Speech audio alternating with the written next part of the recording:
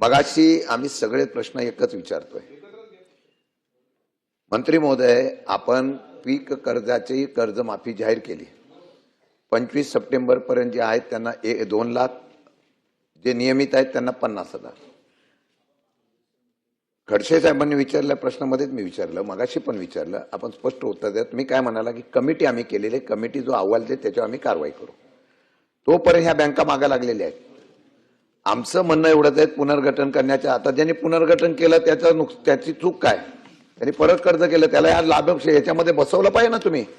माझे 2 प्रश्न आहेत, त्याचं उत्तर स्पेसिफिक द्यावं, नाहीतर हे कर्जमाफी तुम्ही फसवी केली अशा प्रकारचा चर्चा शेतकऱ्यामध्ये होईल।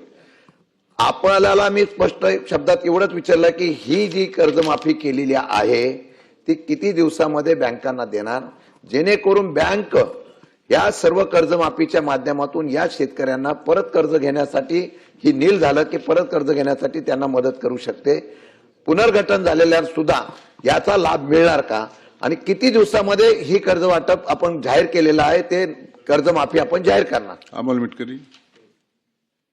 महोदय, स्कोपला धरूनच प्रश्न आहे, पण सदाभाऊ खोतांनी प्रश्न विचारल्यानंतर माननीय सहकार मंत्र्यांनी सांगितलं की शेतकऱ्यांनी अर्ज केल्याशिवाय त्याचं परस्पर पुनर्गठन होत नाही, म्हणजे परस्पर पुनर्गठनाचा विषय येत नाही। माझ्या जिल्ह्याच्या संदर्भातल्या लक्षवेधीच्या उत्तरात 2250 शेतकऱ्यांचं परस्पर पुनर्गठन केल्याची तक्रार होती। काय केलं त्या बँकेचं?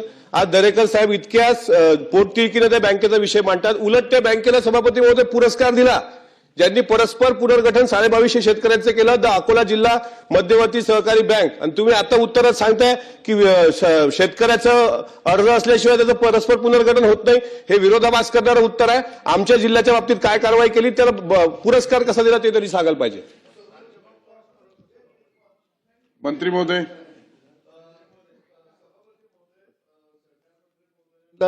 शशिकांत शिंदे साहेबांनी विचारला त्या अनुषंगानं की आपण 2025 सप्टेंबर पर्यंत जे शेतकरी थकबाकीदार आहेत त्यांना आपण कर्जमाफी देणार आहे।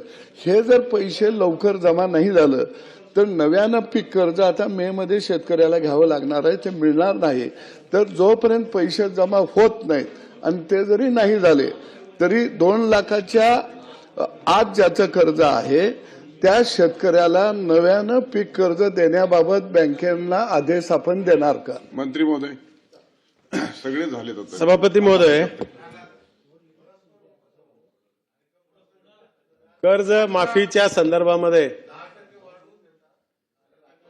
30/6/25 अखेर थकबाकीत जे शेतकरी कर्जबाकी थकबाकीत आहेत ते पात्र आहेत, पहिला मुद्दा।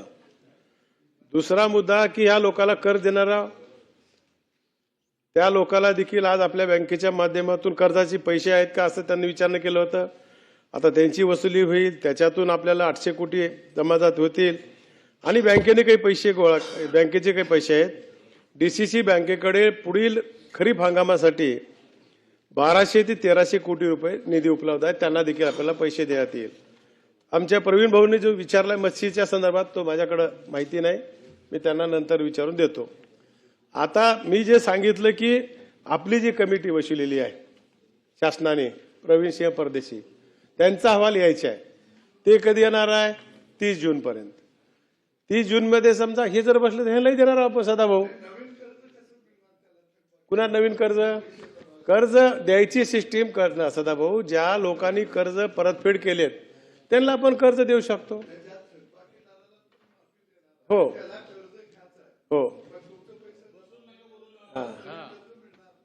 ती आपली ज्या कमिटीचा रिपोर्ट येईल, आपली या तारखेपर्यंत कर्जमाफी होणार आहे, त्याच्यानंतर मग ते कर्ज पात्र झाले तर त्याला कर्ज देण्यात येईल ना सदाभाऊ। हा,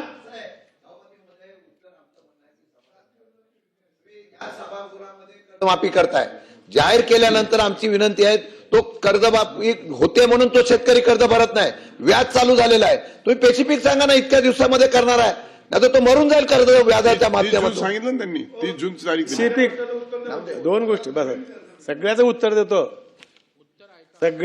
देतो, थोडं ऐकून घ्या आमचं।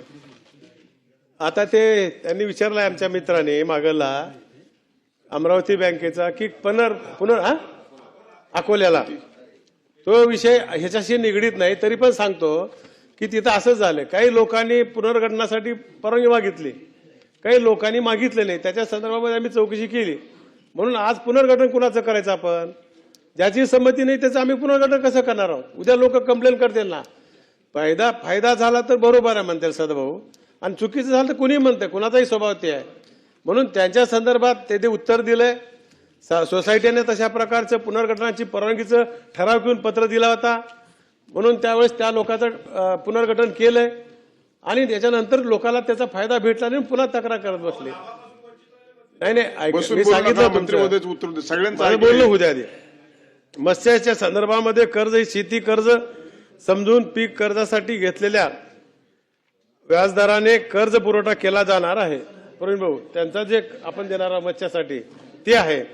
आणि ज्यावेळेस शिंदे साहेब आपल्याला या कर्जमाफीचा आपल्याला निर्णय फायनल कधी घेता येईल की प्रवीण सिंह परदेशी ज्या दिवशी आपल्याला रिपोर्ट देईल त्या दिवशी आपल्याला पूर्ण निर्णय घ्यायचा. पण सरकारने आपल्या घोषणा केलेली आहे की 25 तारखे 30/6/25 पर्यंत जे शेतकरी थकबाकीत आहेत त्या लोकांना याचा फायदा होणार आहे. आणि जे प्रामाणिक आहेत, जे भरलेले लोक आहेत, त्यांना इन्सेंटिव्ह सरकार देऊच राहिले 50 लोकांना.